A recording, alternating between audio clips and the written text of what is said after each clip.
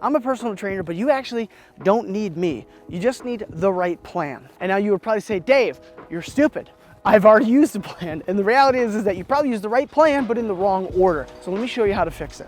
So before anything else, the first thing that you need to start with is protein. Now, you've probably heard a million people say that, but protein is so critical for countless reasons. But the biggest ones are it's going to help your satiety and it's going to help you to maintain muscle mass. And most importantly, as we'll get to later, it's going to help you build muscle. But when it comes to starting a new plan, day one, all I want you to do is to just start eating protein.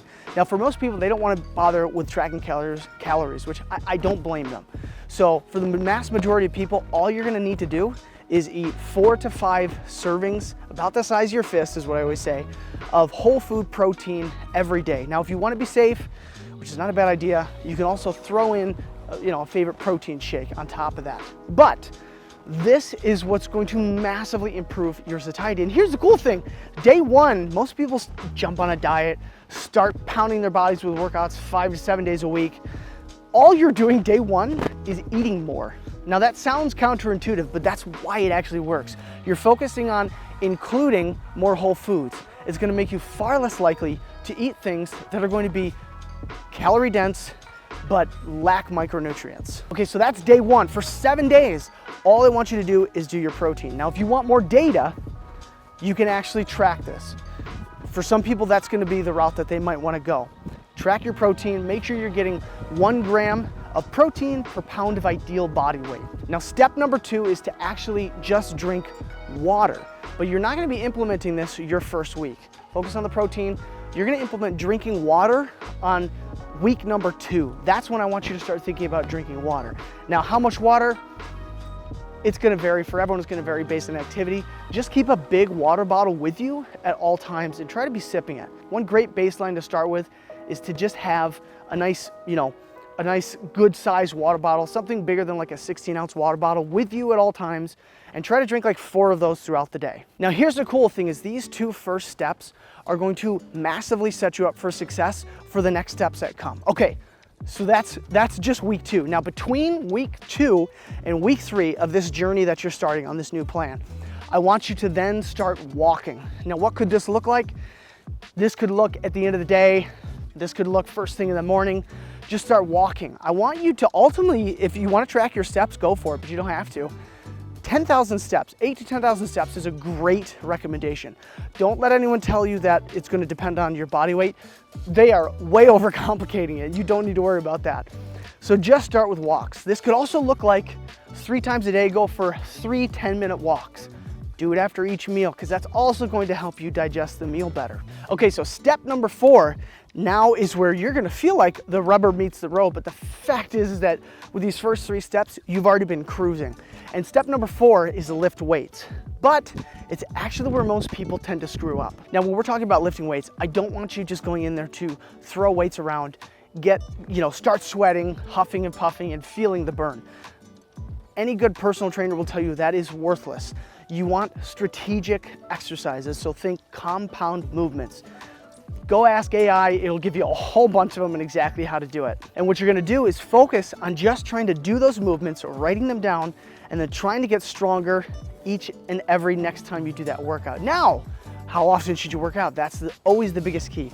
If you have struggled at all with losing weight, I don't want you doing any more than 2 to 3 workouts per week for 15 to 30 minutes. Now, you can do more come your 3rd month of following this plan, but start small because you can always grow from there.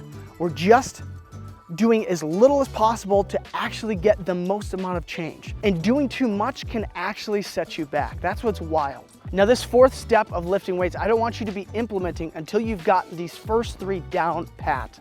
That's why it's not until your week 3, but more likely 4 or 5 that I want you to think about introducing these 2 to 3 workouts per week. Now, 5, the most important step.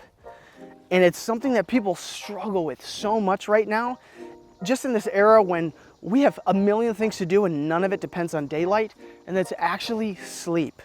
You will screw up your entire journey if you are not getting enough sleep, because this is going to affect your hormones, your hunger signals. You're going to naturally want to, I mean, studies have been abundantly clear, you're going to naturally eat more and the wrong types of foods that are easy to overconsume when you're not getting enough sleep. So focus on trying to get good quality sleep. How much? It's going to vary for everyone. Try to be getting at least 7 hours of sleep, in my opinion, and in most of the experts' opinions as well.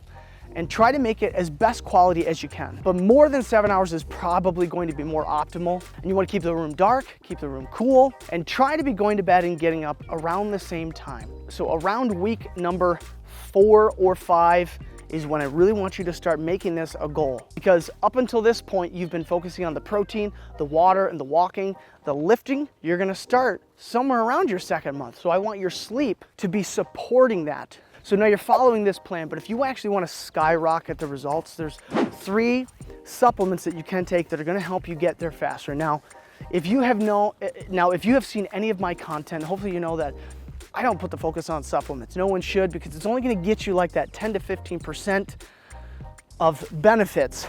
The mass majority of it is nutrition and your training that are going to get you 80 to 90% of the way.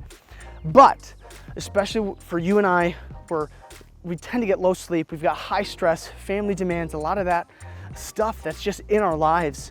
These 3 things can be really helpful. So the first one is actually vitamin D. Now, when you get a vitamin D, it's also important to get it when it's a vitamin D plus K2, because that actually helps you absorb it, and you're going to, if you're just taking the vitamin D, that can potentially lead to calcification in your arteries. So that is why I always recommend taking it with vitamin D with K2. I'll have a recommendation that I use down in the description below. And vitamin D is typically a deficiency for most people nowadays. We just don't spend enough time out in the sun, but it's going to be super helpful for longevity, health, function, and it actually plays a role in muscle building as well. Now, the second thing that I want you to think about is actually creatine.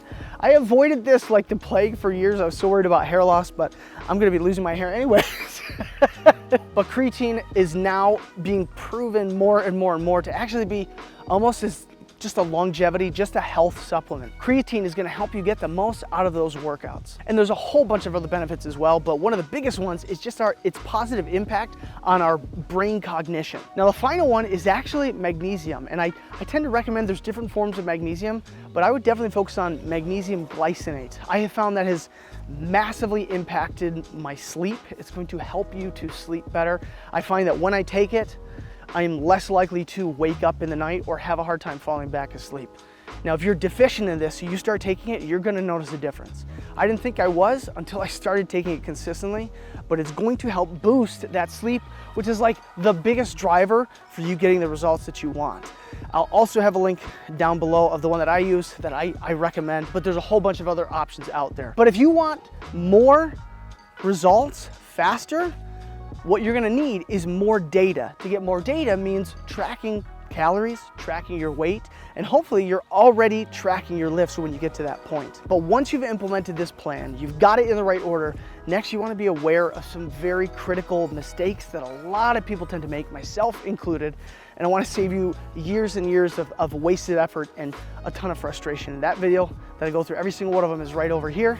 And as always, go get strong, but first go give your kids a hug, because frankly, I think family matters way more. And I'll see you over there on the next video.